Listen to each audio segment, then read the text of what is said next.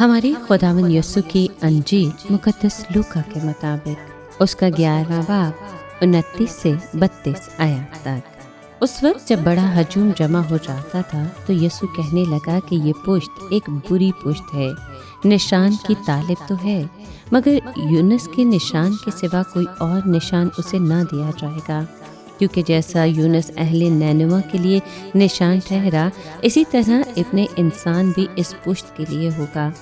عدالت کے دن جنوب کی ملکہ اس پشت کے آدمیوں کے ساتھ اٹھ کھڑی ہوگی اور ان کو مجرم ٹھہرائے گی، کیونکہ وہ زمین کے کنارے سے سلیمان کی حکمت سننے آئی تھی، اور دیکھو یہاں وہ ہے جو سلیمان سے بڑھ کر ہے۔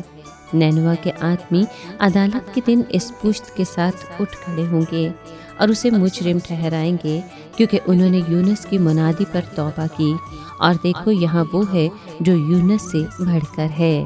پاک کلام کے پڑھے اور سنے جانے پر خداوند کی برکت ہو، خدا کا شکر ہو۔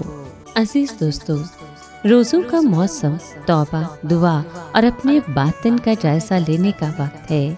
یسوع مسیح اس ہجوم سے فرماتے ہیں کہ یہ زمانہ نشان مانگتا ہے، مگر انہیں یونس کا نشان دیا جائے گا۔ یونس کا نشان توبہ کا نشان تھا۔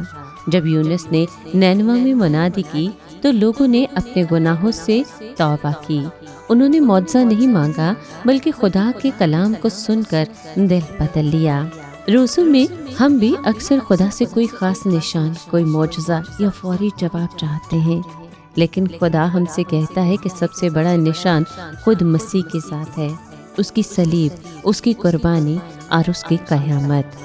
نینوا کے لوگ صرف ایک نبی کی آواز پر بدل گئے، لیکن ہم جنہیں مسیح کی تعلیم، کلیسیا کی رہنمائی اور کلام مقدس میسر ہے، کیا واقعی توبہ کرتے ہیں؟ خداوند یسوع کہتے ہیں کہ جنوب کی ملکہ بھی عدالت کے دن گواہی دے گی، کیونکہ وہ دور سے سلیمان کی حکمت سننے آئی۔ یہ ہمیں یاد دلاتا ہے کہ خدا کی حکمت کو سننے کے لیے جستجو اور عاجزی ضروری ہے۔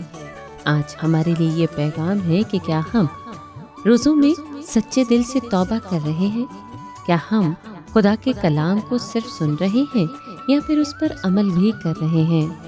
کیا ہم معجزات کے پیچھے ہیں یا دل کی تبدیلی چاہتے ہیں؟ روزے ہمیں دعوت دیتے ہیں کہ ہم نشان نہ مانگے، بلکہ خود نشان بنے، محبت، معافی اور رحم کا نشان۔